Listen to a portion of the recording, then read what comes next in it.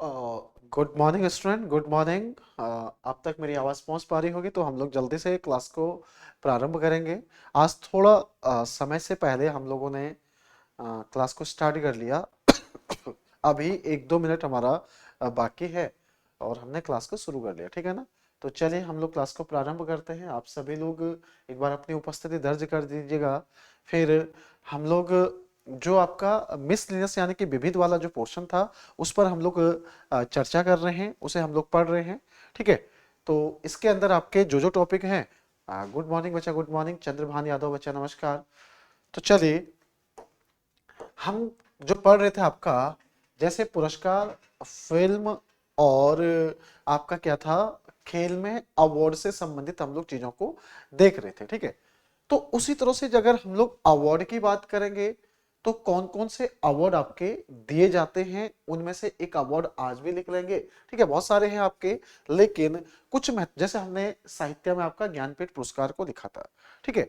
तो हम लोग उसी तरह से अवार्ड में अगर बात करें आपका, तो भारत रत्न अवार्ड की, यानी कि भारत में सर्वोच्च सम्मान कौन सा है हमारा, तो भारत रत्न, ठीक है। कौन सा आएगा विद्यार्थी आपका, भारत रत्न। अब ये भारत रत्न जो आपका पुरस्कार है, ठीक है, भारत रत्न पुरस्कार है, यानी कि सर्वोच्च नागरिक हमारा सम्मान है, ठीक है। सर्वोच्च क्या है विद्यार्थी, ये नागरिक सम्मान है। अगर आपको भारत में जो सबसे सर्वोच्च सिविलियन अवार्ड अगर दिया जाएगा तो कौन सा दिया जाएगा, भारत रत्न दिया जाएगा, ठीक है ना। ये क्या है हमारा, सर्वोच्च नागरिक सम्मान। सर्वोच्च क्या है आपका, नागरिक सम्मान है, नागरिक सम्मान है, ठीक है। सर्वोच्च नागरिक की आपका सम्मान आएगा, ठीक है, सर्वोच्च नागरिक सम्मान। उसके बाद अगर देखेंगे इसकी शुरुआत कब से हुई थी हमारी, तो ये हुई थी आपका 1954 से। 1954 में आपका पहली बार ये पुरस्कार दिया गया, ठीक है। इंडियन कॉन्स्टिट्यूशन में जो आपके नोट करके लिखना है, नोट करके लिखना है, मैंने आपको बताया भी होगा, नोट करके लिखना है, भारतीय संविधान के, भारतीय संविधान के, भारतीय जो इंडियन कॉन्स्टिट्यूशन में भारतीय संविधान के आर्टिकल देखे, भारतीय संविधान के अनुच्छेद, यानी कि आर्टिकल, अनुच्छेद 18 के तहत, अनुच्छेद 18 के तहत तहत नागरिक सम्मान, नागरिक सम्मान,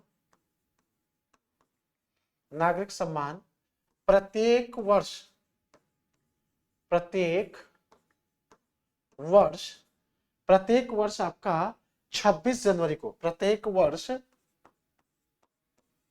गणतंत्र दिवस के अवसर पर, प्रत्येक वर्ष गणतंत्र दिवस के अवसर पर, यानी कि 26 जनवरी को, है ना, 26 जनवरी को, 26 जनवरी को गणतंत्र दिवस के अवसर पर, यानी कि गणतंत्र दिवस के अवसर पर घोषणा की जाती है, घोषणा की जाती है, इसकी घोषणा की जाती है, ठीक है। घोषणा की जाती है आपका, कब की जाती है, तो ये 26 जनवरी को। आज आपकी 7 बजे क्लास नहीं हुई और हम फ्री थे, हम 7 बजे क्लास ले लेते आपकी, मतलब 7 बजे मेरी भी कोई क्लास नहीं होती ना, 7 से 8, क्योंकि मेरी 7 बजे खत्म होती है क्लास, फिर उसके बाद 1 घंटे इंतजार करना पड़ता है, नहीं तो मैं आपकी क्लास ले लेता, चलेगा। हाँ, आप सभी लोगों को हिंदू नव वर्ष की ढेर सारी शुभकामनाएं, हमारे सभी विद्यार्थियों को, ठीक है, चलेगा।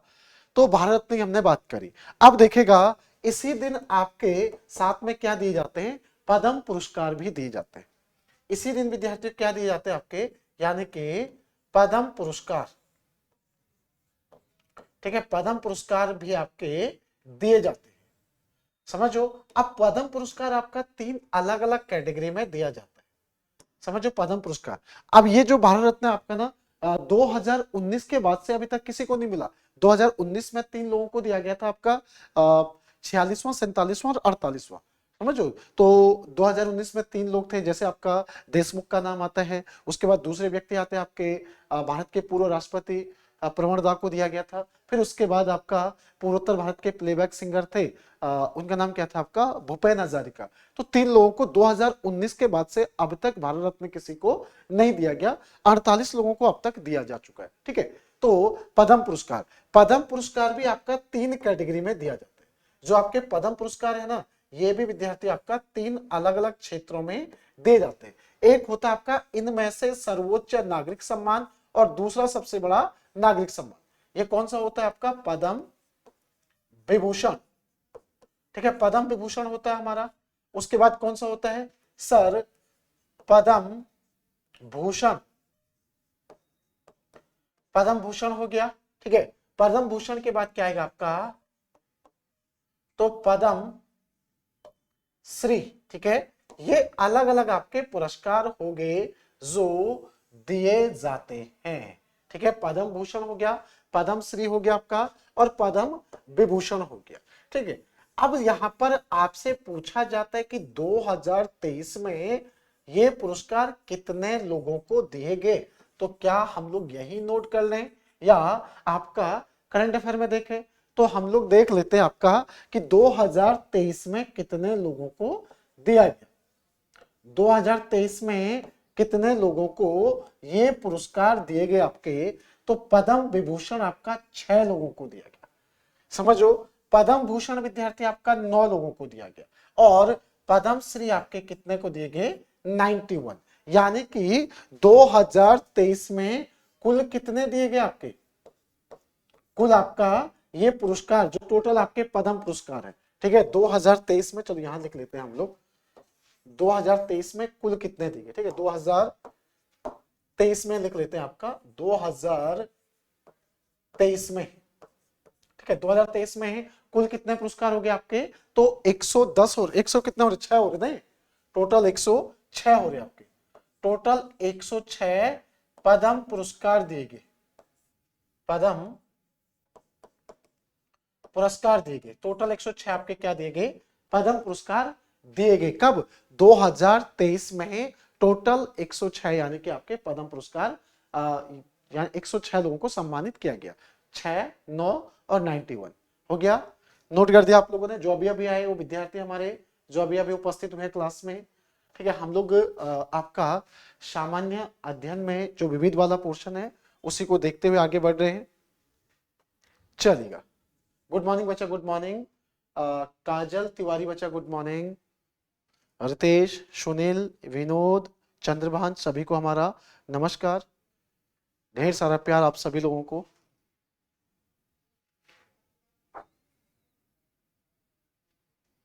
हो गया,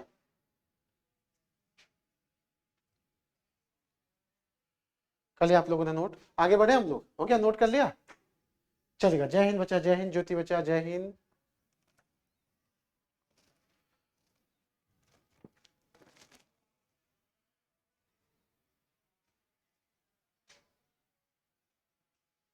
हो गया, नोट कर लिया आप लोगों ने। आगे बढ़ते हैं बच्चे, हम लोग आगे देखते हैं आपका। अब यहां तक तो आपने पद्म पुरस्कारों की बात करी थी। ठीक है, पद्म पुरस्कार, भारत रत्न आपका ये अवार्ड होगी। उसके बाद आपको अवार्ड की अगर बात करेंगे तो एक पुरस्कार आपने सुना होगा, कौन सा, रेमन मैग्सेसे अवार्ड। आज मॉर्निंग में भी हम लोग बात कर रहे थे इस पे। रेमन विद्यार्थियों मैग्सेसे या Ramon Magsaysay award, Ramon Magsaysay आपका क्या है, ये भी एक पुरस्कार है। ठीक है, रेमन मैग्सेसे क्या आपका एक पुरस्कार है। तो रेमन मैग्सेसे जो पुरस्कार आपका, ये किन किन क्षेत्रों में दिया जाता है, और ठीक है, इसे किस नाम से जानते हैं। रेमन मैग्सेसे पुरस्कार विद्यार्थी आपका, ये इसकी शुरुआत हुई थी कब आपकी, 1957 में। 1957 में इसकी क्या होती है, स्थापना होती है। ये आपका किसके द्वारा दिया जाता है, तो ये दिया जाता है फिलीपींस सरकार के द्वारा। फिलिस्तीन नहीं है, ये फिलीपींस सरकार के द्वारा दिया जाता है। क्योंकि जो रेमन मैग्सेसे थे ना, इन्होंने द्वितीय विश्व युद्ध में जो काम किया, उनकी सम्मान में फिलीपींस सरकार के द्वारा यह पुरस्कार दिया जाता है आपका रेमन मैग्सेसे पुरस्कार। किसके सम्मान में? तो जो रेमन मैग्सेसे थे ये द्वितीय विश्व युद्ध के दौरान फिलीपींस के राष्ट्रपति थे, तो उन्हीं के सम्मान में 1957 से यह पुरस्कार दिया जाता है। ठीक है, चलिए इसके लिए हम लोग नोट करके लिख लेंगे, यहां पर नोट बना के लिख लेंगे। इस पुरस्कार को देखिएगा, इस पुरस्कार को इस पुरस्कार को इस पुरस्कार को इस पुरस्कार को एशिया का नोबेल भी कहा जाता है। एशिया एशिया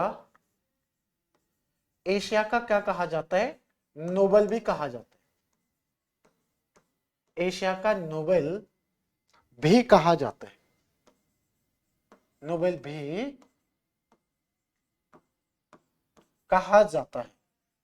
एशिया का नोबेल भी कहा जाता है। इसी पुरस्कार को एशिया का नोबेल पुरस्कार भी कहा जाता है। ठीक है, अलग अलग क्षेत्र में बच्चा, पत्रकारिता से लेकर सभी क्षेत्र में मिलता है आपका ये, सामाजिक कार्यकर्ता से। एक मैंने कहा ना एशिया का नोबेल यानी नोबेल पुरस्कार आपका विज्ञान में भी देते हैं, आपका साहित्य में भी देते हैं, शांति के लिए आपने कुछ काम किया उसके लिए भी देते हैं, सामाजिक कार्यकर्ता है आपने समाज की भलाई के लिए कुछ काम किया। अब समाज देखिए, मैं कहता हूं कि देश सेवा, क्या मुझे डिफेंस में होने से मैं देश सेवा कर सकता था? ऐसा तो नहीं ना कि मैंने गन पकड़ ली और मैं बॉर्डर पे चला गया, मैंने देश सेवा कर ली। ठीक है, ये नहीं बच्चा, मैं देश के अंदर रहकर भी अपने जो सामाजिक क्षेत्र है समाज में कार्य करके, या फिर मैं अपने एनवायरनमेंट में काम करके, या फिर जैसे आपका क्लीन इंडिया मूवमेंट है, समझ बहुत अच्छी पहल है, तो अगर मैं उस पर काम करूं या मैं लोगों की विचारधारा बदलने का काम करूं तो उस पर भी क्या हो सकता है, आप देश सेवा कर रहे हैं, आप देश को बचा रहे हैं। ठीक है, यानी इंटरनल तरीके से। अब मैं चला गया बॉर्डर पे और अंदर पूरा कचरा भरा पड़ा है, तो क्या फायदा फिर, है ना? चलेगा, तो देखेगा रेमन मैग्सेसे पुरस्कार आपका 1957 में फिलीपींस सरकार के द्वारा इसकी शुरुआत हुई थी। अब यहां से हमें क्या नोट करना है, देखेगा यहां पर देखिए, प्रथम भारतीय प्रथम भारतीय प्रथम भारतीय जिन्हें जिन्हें नोबेल शांति जिन्हें विद्यार्थियों Ramon Magsaysay Ramon Magsaysay Ramon Magsaysay ठीक है ना, रेमन मैग्सेसे, हाँ रवीश कुमार को पत्रकारिता मिला था, पत्रकारिता में 2019 में, बिल्कुल सही कहा आपने, उनको पत्रकारिता के क्षेत्र में मिला था भारत की तरफ से, बिल्कुल सही बात है आपका ये। चलिए अब नहीं कट रहा ना, ठीक है, तो रेमन मैक्स देखिएगा, प्रथम भारतीय जिन्हें रेमन मैग्सेसे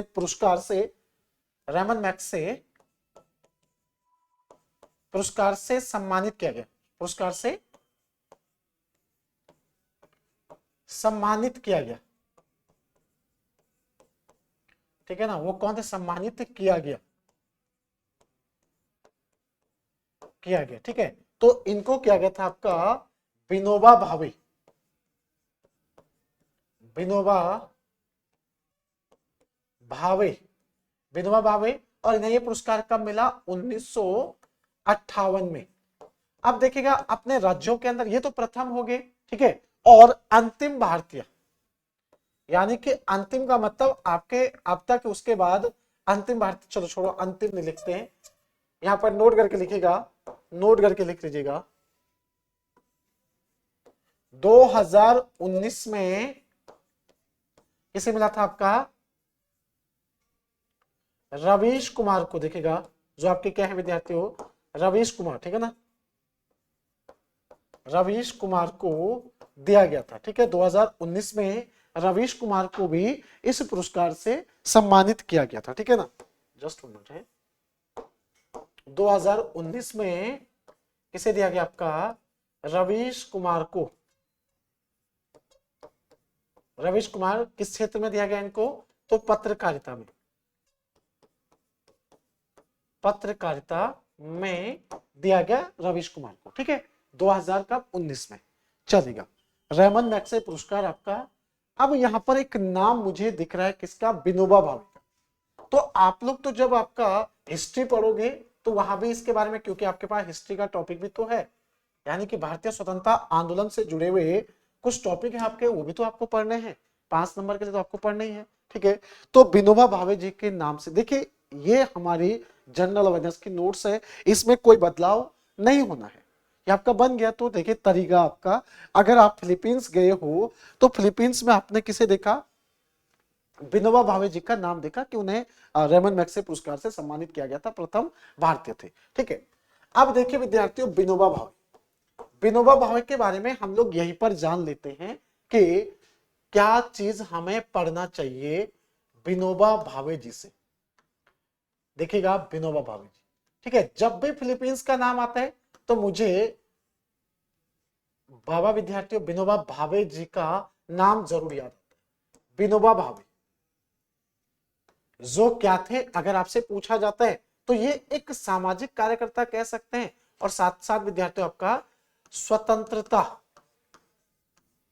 स्वतंत्रता सेनानी कहेंगे, स्वतंत्रता सेनानी, और साथ ही साथ क्या थे आपके, एक सोशल वर्कर भी थे, यानी कि सामाजिक कार्यकर्ता।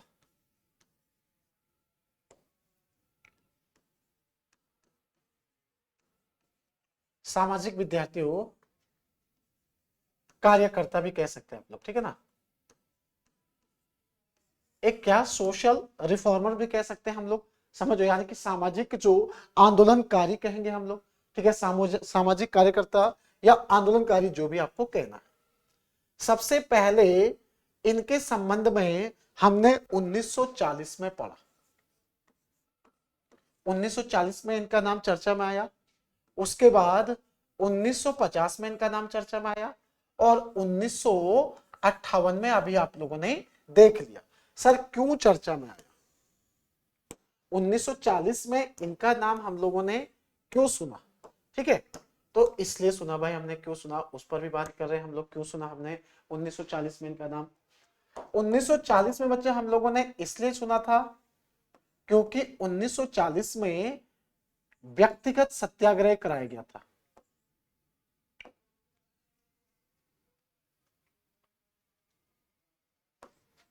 व्यक्तिगत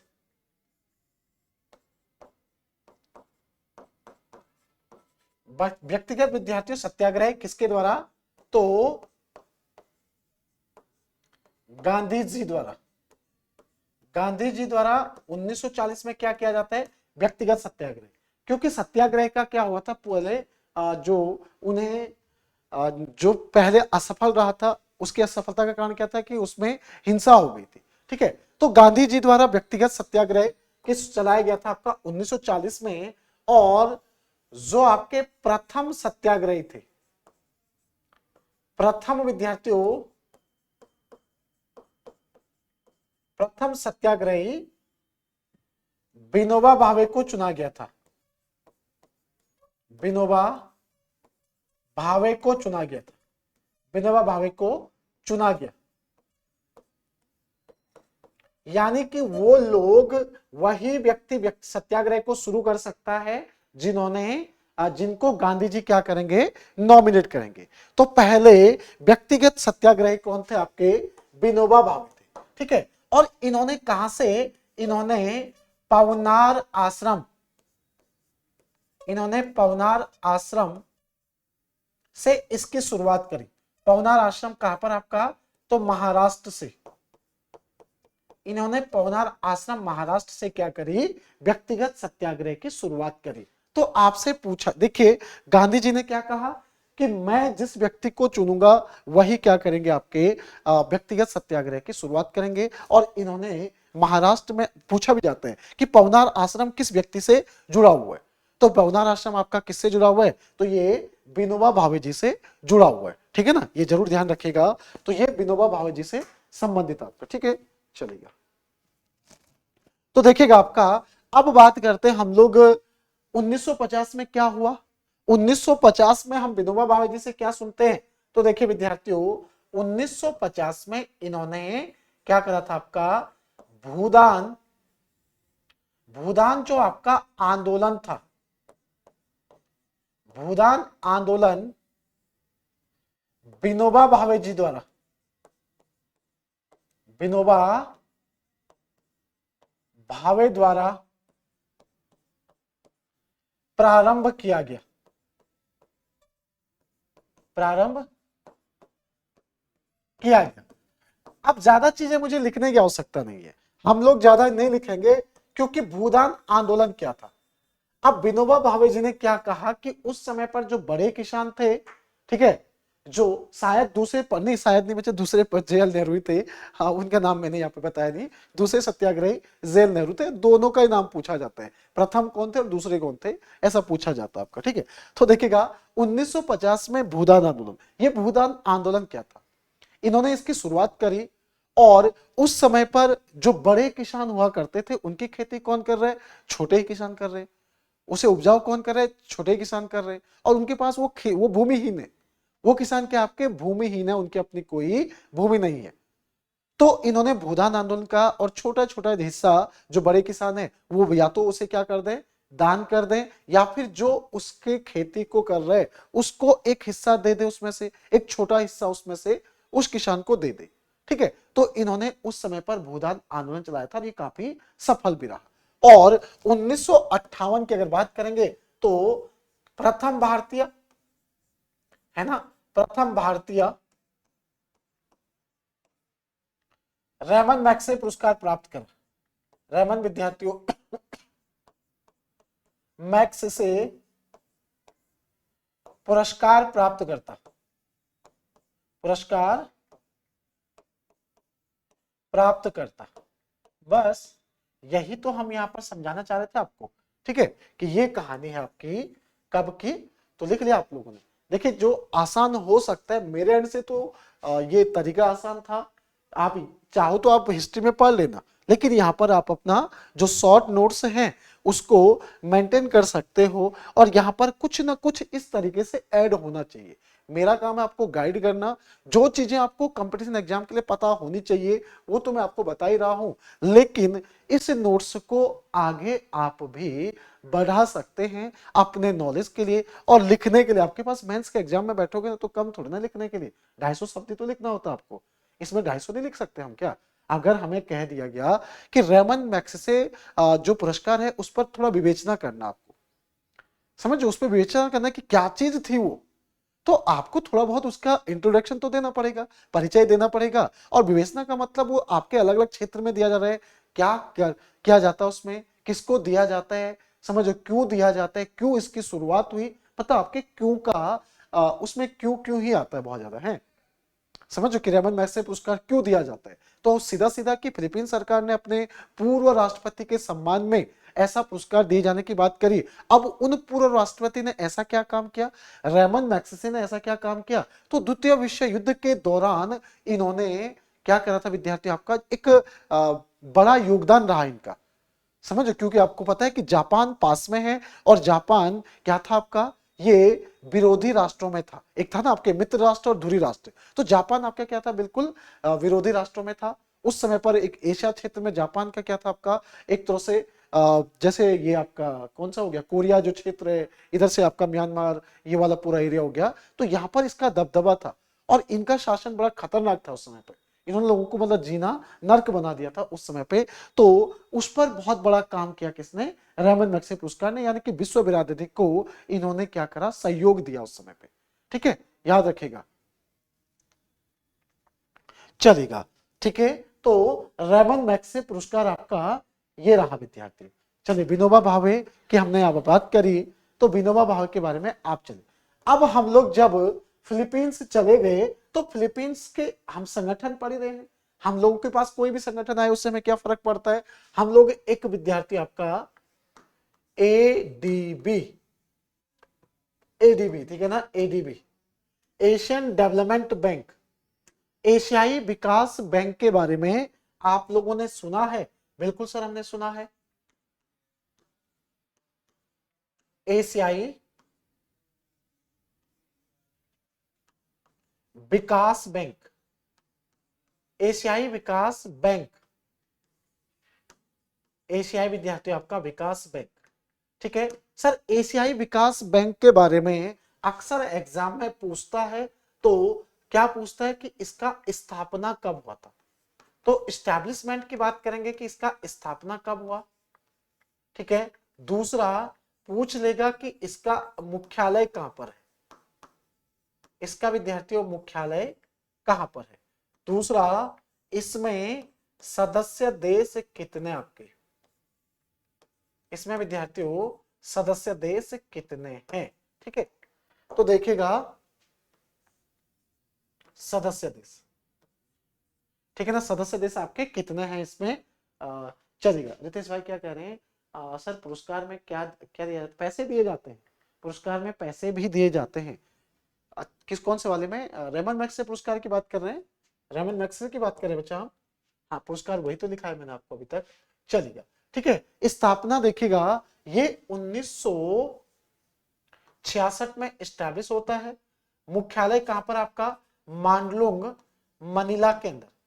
मनीला क्या है, ये फिलीपींस की राजधानी है, ठीक है ना, फिलीपींस की क्या है विद्यार्थियों, ये राजधानी है, ठीक। और इसका मुख्यालय कहां पर है, तो 68 इसमें क्या आपके सदस्य राष्ट्र है, 68 देश इसमें क्या है, सदस्य राष्ट्र है आपके, ठीक है। मनीला के अंदर इसका मुख्यालय है, ठीक। चलेगा, बहुत सारे लोग कहते हैं ना कि सर क्लास रेगुलर कैसे हो जाती है। तो बच्चे मैं आपको बता दूं, हमारी क्लास रेगुलर होने का सबसे बड़ा कारण है अनुशासन, जिसे कहते हैं ना। अनुशासन का मतलब समझ लो, अपना माइंडसेट है कि जब विद्यार्थी मुश्किल से, मैं 2% चांस ही होते हैं कि 2% में इसलिए रख रहा हूं कि देखिए हो जाता आते 2% इसलिए, 98% तो मुझे क्लास लेनी लेनी है, चाहे कोई सी भी स्थिति, धूप हो बारिश हो वर्षा हो तो फर्क ही नहीं पड़ता, वो दिमाग में नहीं आता है, भीग भी जाएंगे तो क्या हुआ, क्लास ले लेंगे उससे फर्क नहीं पड़ता। 2% यह कि जब अति हो गया, मेरा गला ही खराब हो गया, खांसी हो रही है रुक ही नहीं रही, तो वो तब हो गया, ठीक है, तो तब क्लास नहीं होती है। बाकी क्योंकि माइंड सेट है अपना, चाहे वो सुबह 3 बजे हो, रात 2 बजे हो, 3 बजे हो, क्लास लेनी लेनी है, ठीक है। तो इस वजह से रेगुलर हो जाती है। क्योंकि ऑफलाइन वाले बच्चे कहते हैं ना कि सर आपकी छुट्टी कम होती है, छुट्टी काहे को करनी है, एक तो मॉर्निंग में होता है, ठीक है, ऑप्शन नहीं है ना, ऑप्शन रखा ही नहीं कभी। तो देखिएगा आप भी सिलेक्शन के लिए ऑप्शन रखो ही मत, आप ऑप्शन मुश्किल से 3 एग्जाम, देखिए 3 एग्जाम अपना लक्ष्य रख दो कि ये 3 एग्जाम है मेरे पास और मुझे इसमें सिलेक्शन लेना है। जब ऑप्शन ज्यादा रहते ना तो समस्या ये हो जाती है, जब ऑप्शन हमने 3 ही रखे तो किसी भी हाल में साम दंड भेद जो कहते हैं ना सब यूज करके सिलेक्शन हो जाएगा। चलेगा, एडीबी के बारे में हम लोग पढ़ लिए। अब इसके बाद सर हमें क्या पढ़ना चाहिए इसमें, जैसे कि आपको ज्योग्राफी तो मैं पढ़ाऊंगा ही, लेकिन सोचिएगा कि आपको भारत के पड़ोसी देशों के बारे में पूछता है तो आपके पास जनरल अवेयरनेस, यहां पर विविध में एक टॉपिक आता है, यानी भारत के पड़ोसी देश कह सकते हैं आप लोग, या फिर अंतरराष्ट्रीय सीमा। यहां मैंने बहुत कुछ लिखा है, यह भी और आएगा इसमें, इसमें और चीजें जुड़ती रहेगी, वो मैं डेली आप लोगों को एक एक दो दो करके लिखाता रहूंगा, चाहे मैं कोई सब्जेक्ट भी पढ़ा रहा हूं तब भी, ठीक है। वो आपका एक एक दो दो आता रहेगा, करंट अफेयर में आता रहेगा, तो उसे मैं कह दूंगा कि इसे आप वहां पर नोट कर दीजिएगा। देखिएगा आपको एक टॉपिक और आता है विविध में, वो आता है कौन सा विद्यार्थियों, अंतरराष्ट्रीय सीमा। अंतरराष्ट्रीय सीमा यानी कि अंतरराष्ट्रीय सीमा का मतलब मैं भारत की अंतरराष्ट्रीय सीमा की बात कर रहा हूं, या तो इसे अंतरराष्ट्रीय सीमा कह दो, ठीक है, या फिर क्या कह दो, भारत के पड़ोसी, भारत के क्या हो गया, पड़ोसी देश, भारत के पड़ोसी देश। अब आप लोगों ने पढ़ा होगा अपने एंड से, और मेरा विद्यार्थी तरीका है अपने एंड से, भारत के पड़ोसी देश, अंतरराष्ट्रीय सीमा, ठीक है। या फिर इसी को मैं जोड़ देता हूं, आपका क्या, इसी को लिख लेता हूं, इसको मैं क्या लिखता हूं विद्यार्थियों, सीमावर्ती, सीमावर्ती राज्य,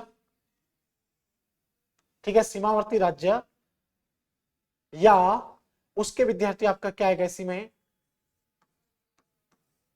समुद्री क्षेत्र, समुद्री क्षेत्र से लगे राज्य, समुद्री क्षेत्र से लगे राज्य या भारत के बाहरी सीमा से लगे राज्य, ठीक है ना। तो आपके पास वो कौन कौन से राज्य हैं, अंतरराष्ट्रीय सीमा या भारत के पड़ोसी देशों की बात, इसमें इन चीजों को हम लोग देख रहे हैं। इस वाले टॉपिक में हम लोग क्या देख रहे हैं, यानी कि अंतरराष्ट्रीय सीमा, भारत के पड़ोसी राज्य या फिर जो सीमावर्ती राज्य हैं, यानी आउटर लेयर पर है, ठीक है, जो आउटर लेयर पर है, या तो किसी देश के साथ सीमा बनाते हो या फिर विद्यार्थी आपका क्या करते हो, समुद्र से लगे हो। तो हम कैसे पढ़ते हैं, इनको पढ़ने का जो तरीका है, सबसे आसान तरीका, ठीक है, सबसे आसान तरीका क्या है कि आपको थोड़ा सा मैप का नॉलेज होना चाहिए। आपको क्या होना चाहिए बच्चे, आपका मैप का नॉलेज होना चाहिए कि मैं अगर ज्योग्राफी पढ़ते ना हम लोग तो ऐसे ही पढ़ते बच्चे, ठीक है। मैंने आपको ज्योग्राफी अगर कहीं पे पढ़ाई होगी, अगर नहीं पढ़ा आपने तो पढ़ लीजिएगा, कभी मौका मिलेगा तो पढ़ लेना, ठीक है। देखिएगा, सबसे पहले इतना तो हमें पता है ना कि इसे क्या कहते हैं, आपका उत्तर कहते हैं। ये हो गया हमारा उत्तर हो गया, और इसके विपरीत में क्या आ जाएगा, दक्षिण आ जाएगा, ठीक है, इसके विपरीत में दक्षिण आ जाएगा। और ये क्या आएगा विद्यार्थी, हमारा पूर्व आएगा, ठीक है, और ये क्या आएगा, हमारा पश्चिम आएगा। इतना तो पता है मेरे को, यानी कि अगर भारत के मैप की बात करेंगे तो उत्तर, ये वाला एरिया क्या है विद्यार्थी, हमारा उत्तर है। उत्तर यानी कि लद्दाख क्षेत्र, जम्मू एंड कश्मीर और लद्दाख वाला क्षेत्र। पूर्व मतलब आपका अरुणाचल प्रदेश में है आपका सबसे पूर्ववर्ती एरिया, ठीक है, तो वो आपका पूरब हो गया, पूरब वाले राज्यों की बात करेंगे, ठीक है। दक्षिणी राज्य समझो, दक्षिणी राज्य हो गया आपके, और पश्चिमी राज्य हो गया आपका, यानी गुजरात के अंदर सबसे पश्चिमी एरिया। हमेशा से एंटी क्लॉक नहीं चलना है, हमेशा से देखिएगा, एंटी क्लॉक चलोगे ना तो समस्या हो जाएगी। हमें यही सिखाया जाता है कि आप क्लॉक वाइज चलेगा, हवा की दिशा में चलेगा, हवा की विपरीत दिशा में जाओगे तो थप्पड़ी मार के आपको पीछे धक्का दे देगी, ठीक है। नदी की जो दिशा है ना, उस दिशा में चलोगे तो ज्यादा बेहतर है, विपरीत दिशा में समय ज्यादा लगेगा, ठीक है। तो आप पढ़ने का जो तरीका है ना, वो सिस्टमेटिक ढंग से आपको पढ़ना होता है। ज्योग्राफी भी शुरू करते हैं तो ऐसे ही शुरू करते हैं हम, ठीक है।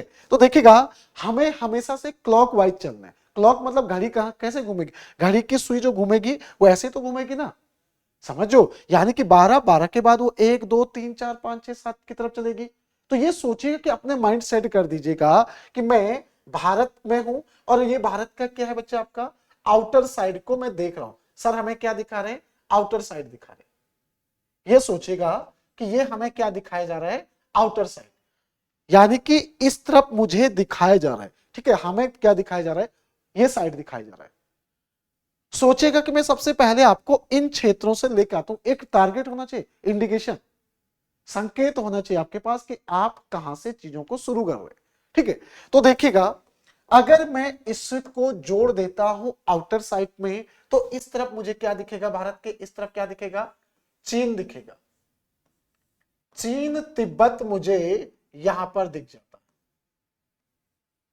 ठीक है। और इसी क्षेत्र में मुझे क्या दिख जाता है, नेपाल भी दिख जाता है, ठीक है। नेपाल भी विद्यार्थी मुझे यहां दिख जाता है। इसी क्षेत्र में मुझे क्या दिख जाएगा, भूटान भी दिख जाएगा, ठीक है। इसी क्षेत्र में थोड़ा नीचे की तरफ आएंगे तो हमें क्या दिख जाएगा, म्यांमार भी दिख जाएगा, ठीक है। और इसी क्षेत्र में नीचे की तरफ आएंगे तो हमें क्या दिख जाएगा, बांग्लादेश भी दिख जाएगा। अभी मैप बनाऊंगा फिर समझ में आ जाएगा आपको, बांग्लादेश दिख जाएगा, ठीक है। यानी कि भारत के आउटर लेयर पर चीन, नेपाल, भूटान, म्यांमार और बांग्लादेश सीमा आपको दिख रही है, ठीक है। उसके बाद इस तरफ नीचे की तरफ आओगे तो सर हमें क्या दिख जाएगा, यहां हमको दिखता है क्या, क्या दिखता है बच्चा, यहां पर दिखता हमें बंगाल की खाड़ी, बंगाल की खाड़ी दिखती है। सब समझाऊंगा आपको, बंगाल की खाड़ी यहां दिखती है, ठीक है। अब बंगाल की खाड़ी से आप इस तरफ आओगे तो इधर क्या दिख जाएगा बच्चा, हमें यहां दिखेगा हमें अरब सागर, यहां क्या दिख जाएगा, अरब सागर हमको देखने को मिलता है, ठीक है। ये भारत के आउटर लेयर, ये जो गोला है ना, ये गोला सोचिएगा कि भारत का मैप है, और भारत के आउटर साइड हमें कहां कहां क्या दिख रहा है, यहां अरब सागर। अब हम गुजरात में पहुंच गए तो गुजरात के ऊपरी क्षेत्र में हमें क्या दिख जाएगा, यहां दिख जाएगा आपको पाकिस्तान। यहां क्या दिख जाएगा विद्यार्थियों? पाकिस्तान। थोड़ा ऊपर की तरफ जाएंगे तो हमें क्या दिख जाएगा? अफगानिस्तान। अफगानिस्तान दिख जाएगा, और अफगानिस्तान आपका सिर्फ किससे लगा हुआ है? लद्दाख से लगा हुआ है।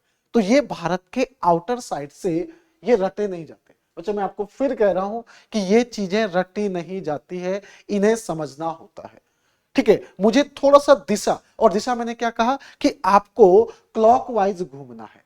और सबसे पहले मैं आपको क्लॉक में कहां ले गया? यानी कि पूर्वोत्तर राज्यों को। और यही पढ़ने का तरीका भी आपका ठीक है। अब सोचेगा कि मुझे आपको अंतरराष्ट्रीय सीमा बतानी है। सिंपल सा सवाल पूछ लिया कि असम कितने देशों के साथ सीमा बनाता है?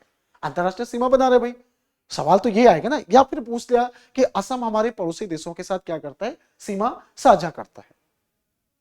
ठीक है, असम पड़ोसी देशों के साथ क्या कर रहा है? आपका सीमा साझा कर रहा है। तो वो कौन कौन से होंगे आपके? चलेगा, तो उस पर आगे बढ़े, यही छोड़ दो, यही छोड़ दो। ये आपका आर्ट एंड कल्चर वाला जो पोर्शन होगा उसे अलग पढ़िएगा आप। उसमें आप स्वतंत्रता संग्राम भी पढ़ेंगे। ये भारत के पड़ोसी देश वाला जो टॉपिक है आपका, उसे आप लोग देख रहे हो। ठीक है, पड़ोसी देशों के बारे में हमारी क्या क्या नॉलेज है, हमें उस पर हम लोग चर्चा कर रहे हैं। आगे बढ़े, कुछ पल्ले पड़ा। चंद्रभान यादव जी, रितेश, सुनील, ज्योति। ज्योति को तो समझ में आ रहा होगा। ज्योति के पास भी पता होगा कि आपको स्टेट देखना है, कहाँ 12 बज रही है, कहाँ आपको ट्रेनिंग के दौरान तो बताया होगा थोड़ा बहुत, है ना? ये चीज तो चलती है, अपनी क्लास तो चलती है। चलिएगा, आगे बढ़ते हैं हम लोग। चलिए, अब बच्चे देखिए, मैं आपको कौन से एरिया में लेके जा रहा हूं। तो सबसे पहले हम लोग शुरू करते हैं आपका पूरब की तरफ से। समझो, हम लोग पूरब की तरफ से यानी कि नॉर्थ की साइड से चलते हैं। तो देखिए, नॉर्थ ईस्ट, ध्यान दीजिएगा, मैं आपको अंतरराष्ट्रीय सीमा बता रहा हूं, उससे जुड़े हुए जो जो टॉपिक मुझे दिखेंगे मैं उनको भी समझाता रहूंगा। ठीक है, तो हम क्या कर रहे हैं? पहला टॉपिक आएगा आपका पूर्वोत्तर भारतीय राज्य। अंतरराष्ट्रीय सीमा बताना है मैंने आपको। ठीक है, तो मैं क्या बता रहा हूं आपको? पूर्वोत्तर भारतीय, पूर्वोत्तर भारतीय राज्य। ठीक है, पूर्वोत्तर भारतीय राज्य। सर, ये पूर्वोत्तर भारतीय राज्य क्या होते हैं? नॉर्थ ईस्ट को आपने अलग क्यों कर दिया? ये हमारा पहला टॉपिक है, क्लॉकवाइज हम लोग घूम रहे हैं। ठीक है ना?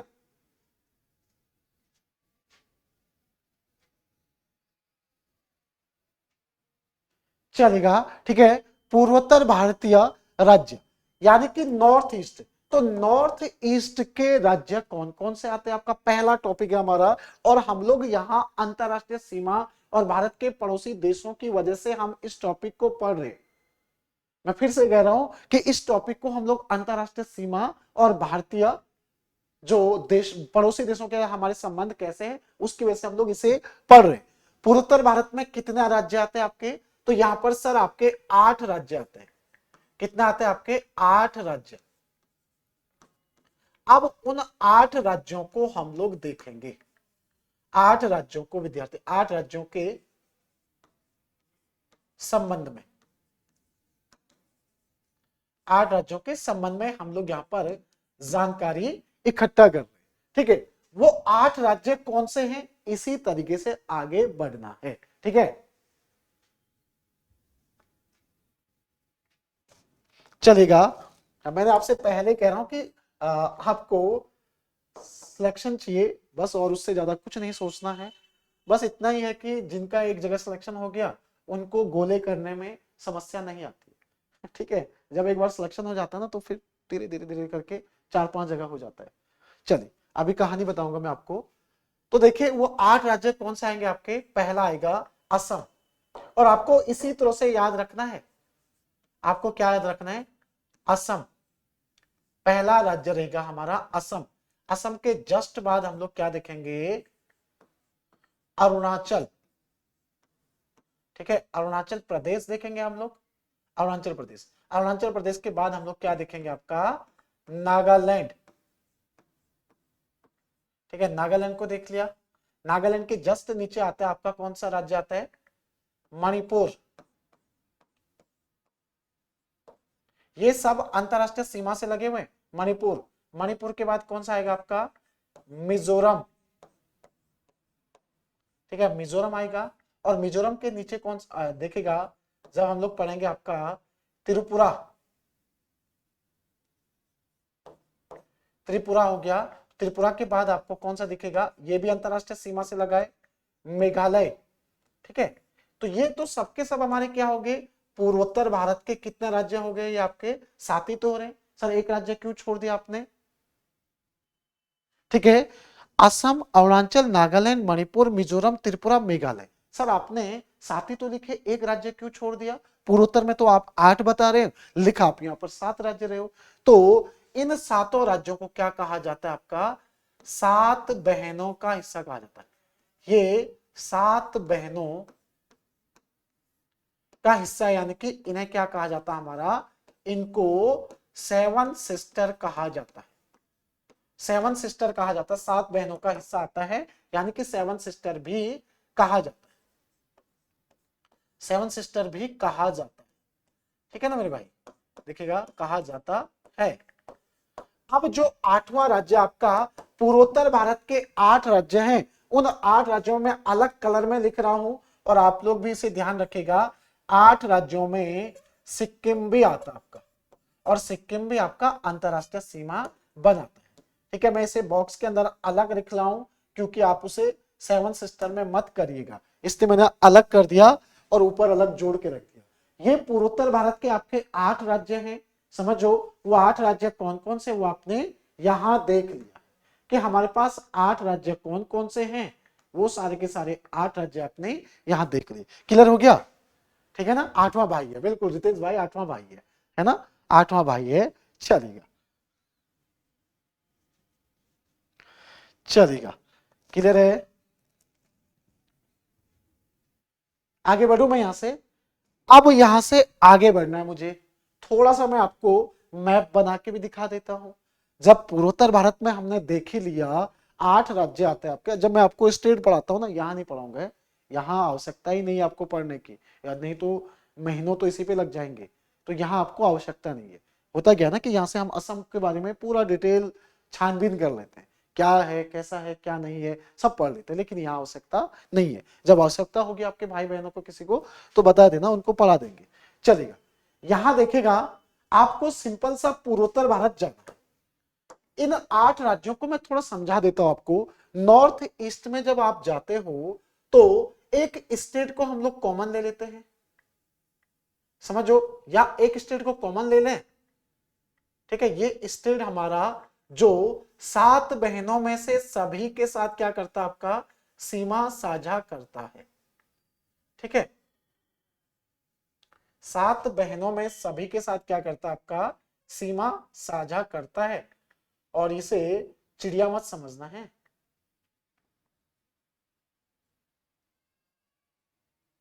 ये हमारा राज्य है, और इस ये पूर्वोत्तर भारत का एक राज्य हो गया, ठीक है। इस राज्य का नाम क्या लिखाया था मैंने, तो ये विद्यार्थी हमारा क्या आएगा, असम,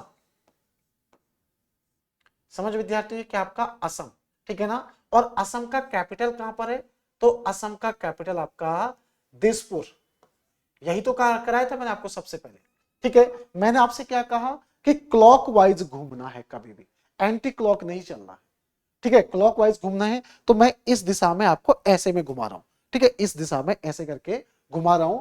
तो घड़ी की दिशा में सबसे पहले अगर मैं चला तो मुझे यहां पर कौन सा राज्य दिख रहा है, तो यहां मुझे दिख रहा है बच्चे आपका अरुणाचल,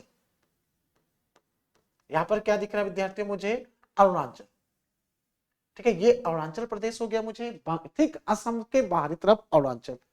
यहां पर आऊंगा मैं तो यहां मुझे क्या दिख जाएगा बच्चा आपका, ये नागालैंड, वहां भी मैंने दूसरे नंबर पर आपका नागालैंड बताया, ठीक है। उसके बाद मैंने आपको यहां पर क्या लिखा रखा है, ठीक इसी तरह से वहां भी लिखा रखा है मणिपुर, ठीक इस तरफ आपका क्या जाएगा, नीचे की तरफ मिजोरम। और अभी इन दोनों राज्यों की जो पुलिस है ना, आमने सामने पे गोलीबारी चल गई थी इनकी, समझो आमने सामने हो गई थी, यानी कि मिजोरम और असम की पुलिस के मध्य कहीं ना कहीं वहां पर वेपन का प्रयोग भी हो गया था, ठीक है, हथियारों का प्रयोग भी हो गया था, जो सीज फायर आपका वो कहीं ना कहीं खुल गया था, आपस में ही चलेगा। तो देखेगा मिजोरम, मिजोरम को देख लिया। जस्ट ऊपर की तरफ आओगे तो आपको एक राज्य दिखेगा जिसे क्या कहते हैं आपका त्रिपुरा, त्रिपुरा देख लिया आपने। और त्रिपुरा के ऊपर की साइड अगर आपको देखेंगे तो एक अंतरराष्ट्रीय सीमा बनी हुई आपका किससे, बांग्लादेश के साथ। ये असम राज्य आपका बांग्लादेश से लगा हुआ है, ठीक है। और बांग्लादेश से ऊपर की तरफ चलोगे तो यहां पर आपको क्या दिख जाएगा, ये राज्य हमारा मेघालय के साथ सीमा साझा कर रहा है। किसके साथ कर रहा है आपका, मेघालय। यहां पर क्या आपका मेघालय, ठीक है। मेघालय के बाद इधर की तरफ आओगे आप लोग, जो सेवन सिस्टर का हिस्सा नहीं है लेकिन इसके साथ ये सीमा साझा तो करता ही है, पश्चिम बंगाल, ठीक है। पश्चिम बंगाल के साथ भी आपका क्या करता है, इधर से बाउंड्री शेयर करता है। अब अंतरराष्ट्रीय सीमा उसके बाद किससे लगी इसकी, तो इसकी सीमा लगी आपका भूटान के साथ। भूटान के साथ क्या है, असम की सीमा लगी हुई है, ठीक है। तो यहां से देखेगा असम राज्य दो देशों के साथ अंतरराष्ट्रीय सीमा बना रहा आपका भूटान के साथ, और इधर से आपका बांग्लादेश के साथ, ठीक है ना। असम की देखिए पूर्वोत्तर भारत में मेरे पास अंतरराष्ट्रीय सीमा पे कौन दिख गया, तो भूटान के साथ और बांग्लादेश के साथ क्या कर रहा है आपका असम अंतरराष्ट्रीय सीमा बना रहा है, ठीक है। यहां से हम लोग क्या कर सकते हैं, अंतरराष्ट्रीय सीमा पूर्वोत्तर भारत में, इसके आउटर साइड आपका क्या दिख जाएगा, म्यांमार दिख जाएगा। यानी कि यहां अंतरराष्ट्रीय सीमा से लगे हुए राज्यों की अगर बात करेंगे हम लोग तो कौन कौन सा राज्य किस किस के साथ आपका अंतरराष्ट्रीय सीमा बना रहे, ठीक है। तो देखिएगा यहां की तरफ हम लोग वापस लौटते हैं, थोड़ा इधर की तरफ, इधर की तरफ अगर हम लोग वापस लौटेंगे तो यहां एक राज्य और है हमारा, जिसको मैंने कहा था ना कि ये सेवन सिस्टर का हिस्सा नहीं है, ठीक है। ये हो गया। और जो ये राज्य है ना हमारे, ये बाहर की तरफ जो हमने राज्य देखे हुए हैं, इन राज्यों को भी लेके चलते हैं, ठीक है ना। ये जो पूर्वोत्तर राज्य हमारे कुछ इस तरह से, यहां से इस तरह से मैप बनता आपका, ठीक है। असम को हमने बीच में छोड़ दिया और इसके बाहर बाहर से हम लोग चल रहे हैं, ठीक है। इसके बाहर बाहर से हम लोग होते हुए चल रहे हैं आपका, तो ये ऐसा दिखेगा आपको कुछ इस तरह से बच्चा आपका पूर्वोत्तर भारत ना हमारा दिख जाएगा, ठीक है ना। इस तरह से बच्चा आपको दिख जाएगा, ये बाउंड्री है आपकी, ये क्या है, बाउंड्री है। यानी पूर्वोत्तर भारत का हमारा पूरा मैप बन गया, ठीक है। पूरा मैप जो आपका बना, कैसे बना है इस पर भी हम थोड़ा चर्चा कर रहे हैं। यहां आपको क्या दिखा, अरुणाचल प्रदेश दिखा, दिखा ना अरुणाचल प्रदेश, ये क्या दिख रहा है हमें, अरुणाचल प्रदेश दिख रहा है, दिख रहा है अरुणाचल, ये हमारा अरुणाचल प्रदेश है, जिसकी सीमा किससे लगी है आपकी, तो अंतरराष्ट्रीय सीमा से लगा हुआ अरुणाचल प्रदेश यहां आ गया, ठीक है। अरुणाचल प्रदेश आ गया आपका। इधर आपका क्या आएगा, नागालैंड, इधर क्या आएगा विद्यार्थी आपका, नागालैंड। इसकी सीमा भी आपकी लगी हुई है, किससे लगी है उस पर भी बात करेंगे। उसके बाद आपको यहां दिख रहा है बच्चा कौन सा, मणिपुर, मणिपुर की सीमा भी आपका लगी हुई है, किससे लगी है इस पर भी बात कर लेंगे। चलिए ये देखिएगा आपका मिजोरम, खिचड़ी नहीं पकनी चाहिए, हाँ, इसलिए मैं एक एक पॉइंट को आपका जोड़ रहा हूं, एक एक चीजों को आगे जोड़ते हुए ले जा रहा हूं आपका। ये हो गया हमारा त्रिपुरा, ठीक है। ऊपर की तरफ जाएंगे तो आपको क्या दिख जाएगा, मेघालय। ये पूर्वोत्तर भारत के आपके 7 राज्य आ गए ना। अब पश्चिम बंगाल आपका पूर्वोत्तर भारत में नहीं आता है, एक राज्य हमारा रह गया यहाँ पर, कौन सा, सिक्किम। कौन सा रह गया आपका, सिक्किम राज्य। यह है विद्यार्थी हमारा क्या, सिक्किम, सिक्किम, ठीक है ना। और सिक्किम राज्य आपका ये रहा, ये रहा हमारा सिक्किम राज्य। अब यहां से अंतरराष्ट्रीय सीमा को हम लोगों को पढ़ना है, ये हमारा क्या है, सिक्किम राज्य। यहां से पहला कंट्री हमने किसे पढ़ना है? भूटान। यहां से विद्यार्थियों पहला कंट्री किसे पढ़ना है हमको? भूटान को पढ़ना है।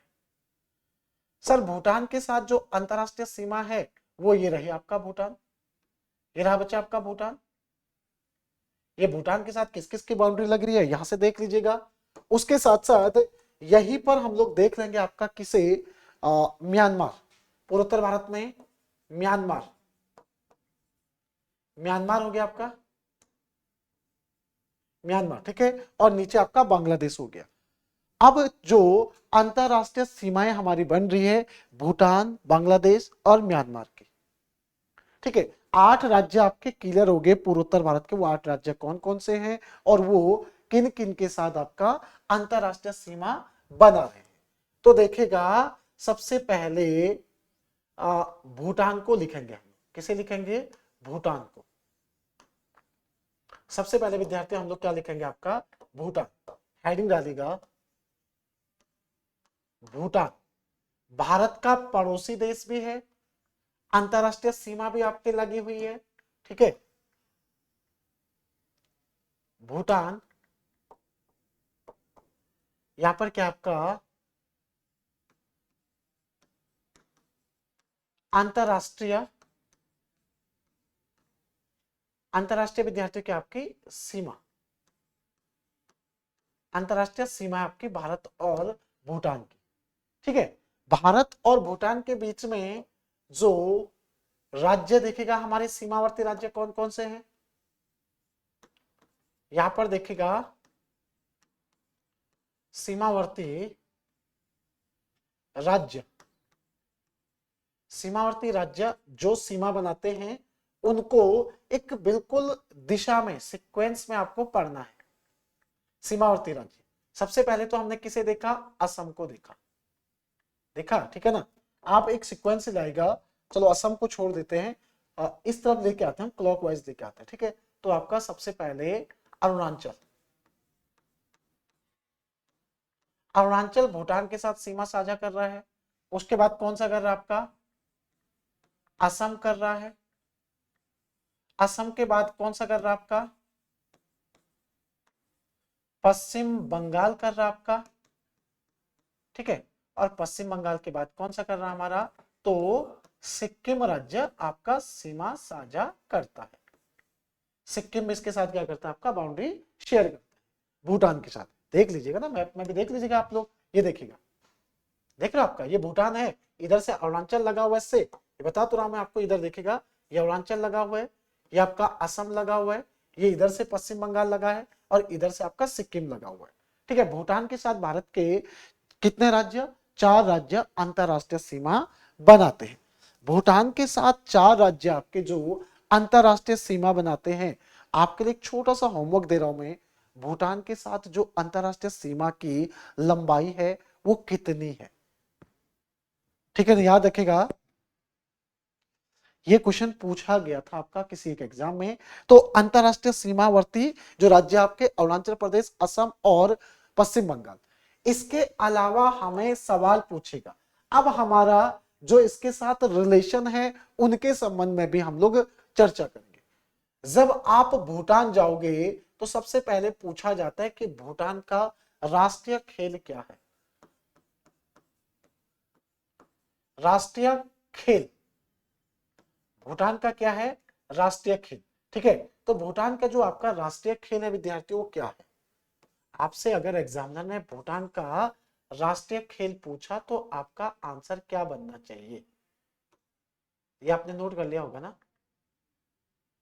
चलिए, ठीक है। भूटान का राष्ट्रीय खेल क्या है ये पूछेगा आपसे, ठीक। तो भूटान का जो राष्ट्रीय खेल है ना वो क्या आएगा आपका? ये आएगा विद्यार्थियों तीरंदाजी। राष्ट्रीय खेल क्या हो गया आपका?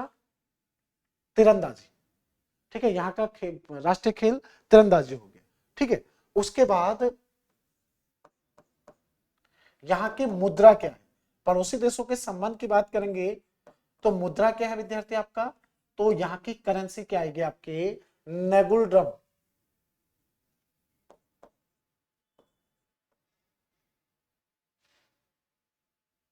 नेगुल ड्रम, नेगुल ड्रम यहाँ की क्या हो गई, मुद्रा हो गई। यहाँ की संसद को क्या कहा जाता है, भूटान की संसद को क्या कहा जाता है, तसोंगडू। भूटान की संसद को तसोंगडू कहा जाता है।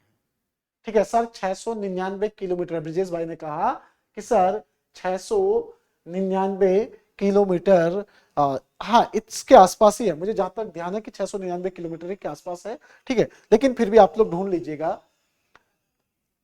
भूटान के साथ देखिएगा हमारे सीमावर्ती राज्य, ये भूटान के विषय में परिचय था। अभी आप लोग बीएसएफ जे में गए होंगे, किसी ने बीएसएफ जे का एग्जाम दिया होगा, तो वहां पूछा गया था भूटान का राष्ट्रीय पक्षी, भूटान का क्या है विद्यार्थियों, राष्ट्रीय पक्षी। तो भूटान का जो राष्ट्रीय पक्षी है ना, वो क्या है विद्यार्थी, आपका दी रेवन करके आता है। दी क्या आता है आपका, रेवन।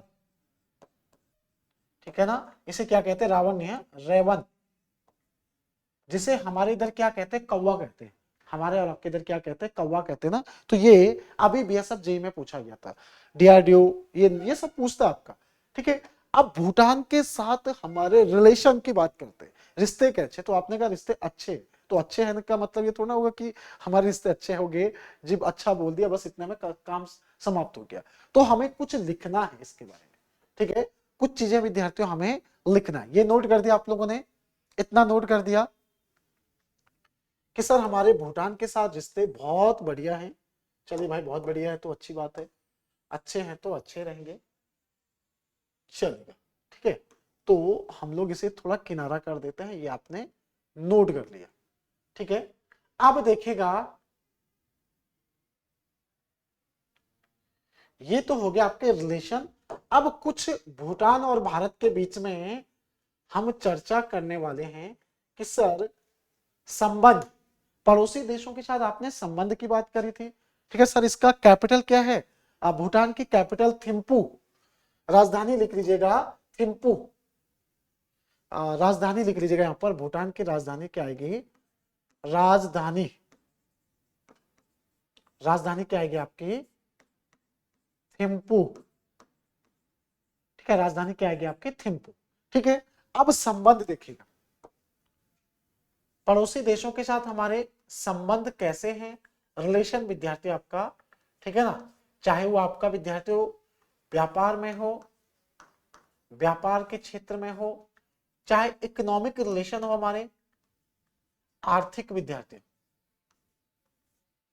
आर्थिक आपका हो। ठीक है, तो ये कैसे रिलेशन हमारे भूटान के साथ है। ठीक है, भूटान के साथ सबसे पहले आपको याद रखना है, एक आपका क्या है, मांग देक्षु।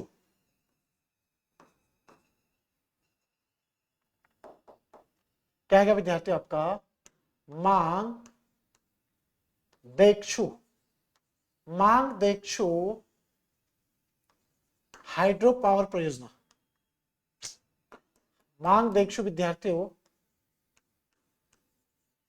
बांध परियोजना, मांग देखो बांध परियोजना भूटान में,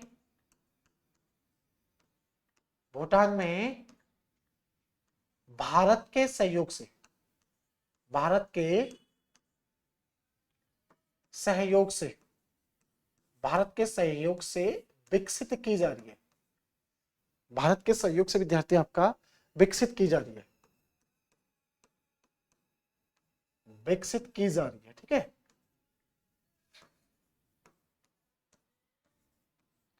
की जा रही है, पहला तो ये होगा भूटान के साथ। उसके बाद दूसरा, आप जानते हो भीम का मतलब क्या है, भीम यहां पर आपका, भीम विद्यार्थियों ये क्या, भीम आपके पांडवों वाले नहीं है, कौरव पांडवों वाले भीम नहीं है। भीम क्या है आपका, एप्लीकेशन।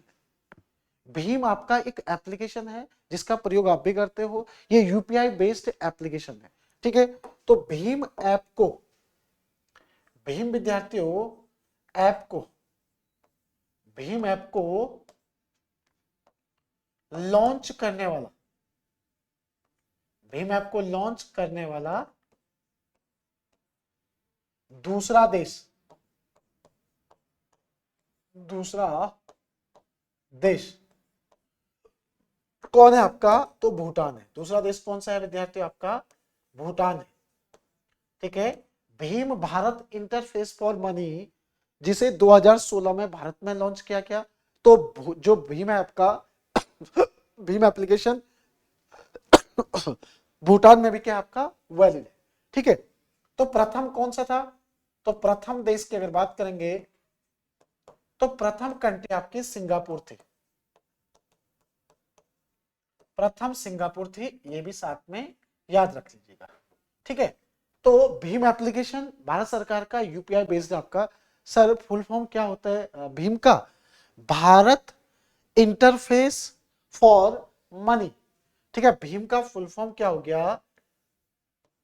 भारत, ठीक है ना, interface, Bharat interface for money, for money. इसे 2016 में भारत में लॉन्च किया गया था। भारत इंटरफेस फॉर मनी को लॉन्च करने वाला दूसरा देश कौन सा आपका? भूटान है। ठीक है। वो दूसरा कंट्री कौन सा है? भूटान। देखिए 1 आवर हो गए और हमें पता ही नहीं चला, है ना। चलेगा, आप लोगों के साथ इस तरह सा लगाव है। अब देखिए जब पढ़ाने के लिए, आप पढ़ने और पढ़ाने के लिए आनंद लेते हैं तो हमें भी समय का पता नहीं चल पाता है। और अगर आप भी कहीं ना कहीं क्लास में बोर हो जाते तो हमें भी समस्या हो जाती पढ़ाने में। ठीक है। तो ये हमारा क्या हो गया विद्यार्थियों, भूटान के बारे में, और जो आपके पास क्या है संबंध कैसे हैं उसके बारे में आप लोगों ने यहाँ पर जानकारी हासिल करी। देखिएगा करंट में हमें कुछ और बहुत सारी चीजें होती है। शिक्षा तो ऐसी होती है ना, बारिश के बूंद की समान होती है। ठीक है। हमने यहाँ से शुरुआत करी और धीरे धीरे वो आगे जाके आपका बढ़ जाते हैं, कब समंदर में बदल जाती है पता ही नहीं चलता है। शिक्षा यानी कि ज्ञान, ज्ञान होता है बहुत बड़ा भंडार है। ठीक है। तो कल हम लोग जाएंगे इसी तरह से। देखिए हम यहाँ पहुंचे कैसे, एक बार फिर से मैं चर्चा कर लेता हूं कि हम पढ़ रहे हैं आपका जनरल अवेयरनेस को।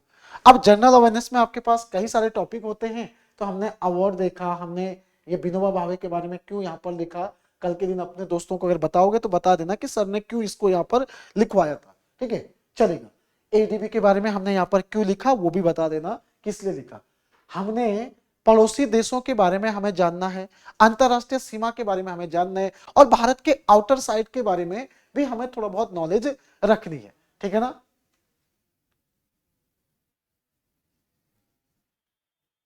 अच्छा पार्ट 1 की बच्चे चिंता मत करिएगा, अ, चल ही रहा होगा। देखिए आपका, मैं उस संबंध में देखिए कुछ कमिटमेंट भी नहीं कर सकता हूँ क्योंकि मैं अपने काम को ज्यादा बेहतर तरीके से समझ पाता हूँ और जो मेरी जिम्मेदारी है। क्योंकि मैं आपके सिलेबस जब मेरे पास पहुंचा था तो मुझसे समय पूछा गया था कि समय क्या है, कि आप कितना समय में इस टॉपिक को खत्म कर लेंगे। क्योंकि बोलने के लिए 5 नंबर है लेकिन है तो बहुत कुछ ना उसमें, पढ़ाना तो मुझे सब कुछ पड़ेगा। तो आप इन टॉपिक को, तो मैंने 56 डेज में आपका आर्ट एंड कल्चर, इधर से आपका कौन सा हो गया कॉन्स्टिट्यूशन और समसामयिकी वाला पोर्शन, तो इसमें उसके अलावा एडिशनल चीजें मैं आपको बताता रहूंगा। ठीक है, चलेगा। तो 56 डेज में मतलब मेरे पास बच जाते हैं 42 डेज, और 42 डेज में मैं आपको खत्म करके दे दूंगा ये सारी चीजें। ठीक है, तो ये हमारे पास हो गया। सर मई तक एग्जाम हो सकता है, मई में होगा एग्जाम। मई मई मई अभी मार्च है और अप्रैल, मई में एग्जाम होगा। पहले टीजी 2 का एग्जाम होगा, पहले टीजी 2 का एग्जाम होगा। लेकिन टीजी 2 का एग्जाम से क्या लेना देना इसका, क्योंकि इसको तो अधीनस्थ करा रहा ना आपका, अधीनस्थ करा रहा यानी कि टीसीएस कराएगा, पेपर आपका टीसीएस बनाएगा। और टीसीएस के पास और भी एग्जाम है अभी। मतलब मेरा मानना है बोर्ड एग्जाम खत्म, समझो, बोर्ड एग्जाम खत्म तो आपके एग्जाम लगभग शुरू होने हो जाएंगे। ठीक है, चलिए।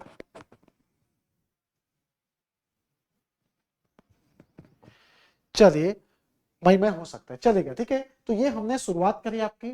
फिर पूर्वोत्तर भारत के हमने 8 राज्यों के बारे में थोड़ी सी, जिसे विवेचना कहते हैं, ठीक है, हमने चर्चा करी। और उसको चर्चा करने के बाद हमने मैप देखा, और मैप देखने के बाद हमें आउटर साइड पर जो जो कंट्री दिखी, तो वैसे यहाँ चीन भी दिखता है, लेकिन मैं चीन यहाँ नहीं पढ़ाऊंगा आपको। चीन पढ़ाऊंगा मैं आपको कहाँ पर, जब हम लोग लद्दाख जम्मू एंड कश्मीर जाएंगे तो वहां ज्यादा बेहतर है चीन को पढ़ना। यहाँ सिर्फ 3 देश याद रखेगा, इतनी सारी कहानियां अंतरराष्ट्रीय सीमा और पड़ोसी देशों के साथ रिलेशन को समझने के लिए मैंने बताया आपको, और वो मात्र 3 देशों के लिए, भूटान, बांग्लादेश और म्यांमार के लिए। ठीक है ना, ये कहानी होगी। भूटान को हमने खत्म कर लिया, कल म्यांमार और बांग्लादेश को हम लोग देख लेंगे, तो चलेगा। आपको जैसा भी लगा हो, आपको समझ में आना चाहिए। बाकी जो भी चीज है मुझसे ही कहिएगा, अगर मुझसे नहीं हो पाएगा तब जाके आगे आप अपनी रिपोर्ट भेजिएगा। हमारे इधर बड़ा बेकार लगता है ना कि मैं ड्यूटी पे हूं तो मेरी कमियां मुझसे बताएगा, तब जाके मेरे सीनियर को रिपोर्ट करिएगा, क्योंकि मैंने ही तो करना है यार। वो पहले देखिए, आप और मेरे को साथ में काम करना है, तो मैं उस चीज को संभालूंगा ना पहले। ठीक है, और मेरी रिपोर्ट आप सीधे सीनियर को कर लेते हैं तो बड़ा समस्या लगती है। फिर ऐसा लगता है ना कि रेपुटेशन गिर सी जाती है कि ये डिफॉल्टर टाइप का इंसान है ना। चलेगा, तो आज के सेशन को यही समाप्त करते हैं। जय हिंद, जय भारत, धन्यवाद।